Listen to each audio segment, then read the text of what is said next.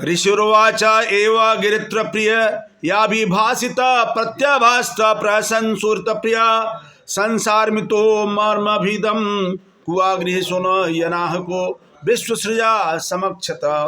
श्री मैत्रेय मुनि ने कहा, इस प्रकार अपनी प्रियतमा द्वारा संबोधित किए जाने पर कैलाश पर्वत के उद्धारक शिव ने हंसते हुए उत्तर दिया।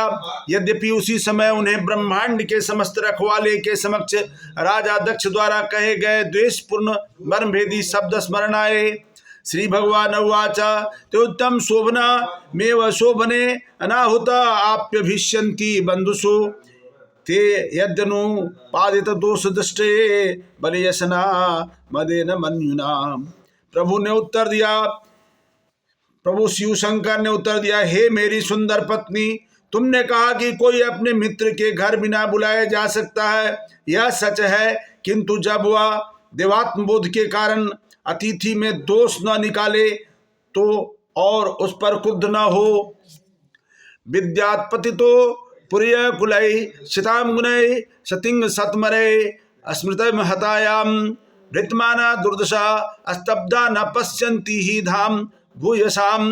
यद्यपि शिक्षा, तप, धन, सौंदर्य, यौवन और कुलीनता ये 6 गुण अत्यंत तुच्छ होते हैं, किंतु जो इनको प्राप्त करके मदान्ध हो जाता है और इस प्रकार वह सद्ज्ञान को खो बैठता है, वह महापुरुषों की महिमा को स्वीकार नहीं करता।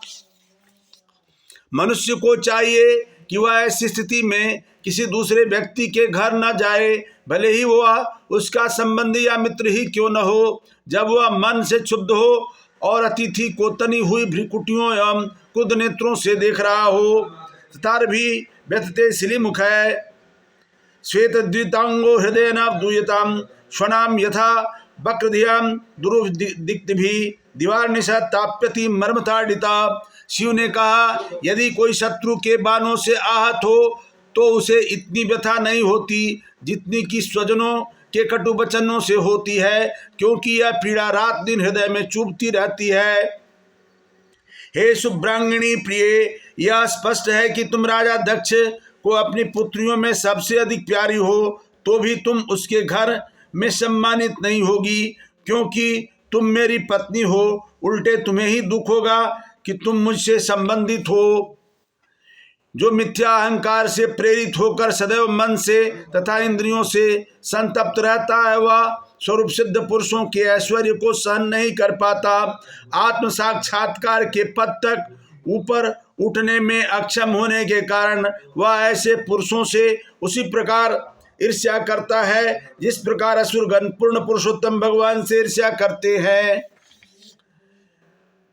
हे तरुणी भार्ये, निसंदेह मित्र तथा स्वजन खड़े होकर एक दूसरे का स्वागत और नमस्कार करके परस्पर अभिवादन करते हैं, किंतु जो दिव्य पद पर ऊपर उठ चुके हैं वे प्रबुद्ध होने के कारण ऐसा सम्मान प्रत्येक शरीर में निवास करने वाले परमात्मा का ही करते हैं, देहाभिमानी पुरुष का नहीं। सत्वं विशुद्धं वसुदेव शब्दितम यदि ये तत्र पुमान पावृत सत्वे च तस्मिन् भगवान वासुदेव क्रुद्धध्वजो ते नमसा विधीयते। मैं शुद्ध कृष्ण चेतना से भगवान वासुदेव को सदैव नमस्कार करता रहता हूँ। कृष्ण भावना से ही सदैव शुद्ध चेतना है मेरी, जिसमें वासुदेव नाम से जाने वाले पूर्ण पुरुषोत्तम भगवान का बिना किसी और रोध के अनुभव करता हूँ। तते निरीक्षयो तत्न पितापि देकृदम दक्षो मम द्वित तन्नुव्रताश्च ये यो विसृज्य यज्ञ वरो रुमा मनसागतम दुर्वाचा साकरोतरी। अतः तुम्हें अपने पिता से मिलने नहीं जाना चाहिए, यद्यपि तुम्हारे शरीर के दाता हैं, क्योंकि वह और उनके अनुयायी मुझसे ईर्ष्या करते हैं। हे परम पूज्या, इसी ईर्ष्या के कारण मेरे निर्दोष होते हुए भी उसने अत्यंत कटु शब्दों से मेरा अपमान किया। यदि बृहसि तिहाय मद्भवो भद्रम भवत्या न ततो भविष्यति संभावितस्य स्वजना पराद्भवो यदा सो सद्यो मरणाय कल्पते। यदि शिक्षा के बावजूद मेरे वचनों की उपेक्षा करके तुम जाने का निश्चय करती हो तो तुम्हारे लिए भविष्य अच्छा नहीं होगा। तुम अत्यंत सम्माननीय हो और जब तुम स्वजन द्वारा अपमानित होगी तो यह अपमान तुरंत ही मृत्यु के तुल्य हो जाएगा। इति श्रीमद्भागवत महापुराणाय चतुर्थ स्कंद तृतीय अध्याय। प्रेम से बोलिए वृंदावन बिहारी लाल की जय, अयोध्या राम लला की जय, भुवन भास्कर सूर्य भगवान की जय, भूत भावन शंकर भगवान की जय, वीर बजरंग बली की जय, गंगा मैया की जय, यमुना मैया की जय, सरजू मैया की जय।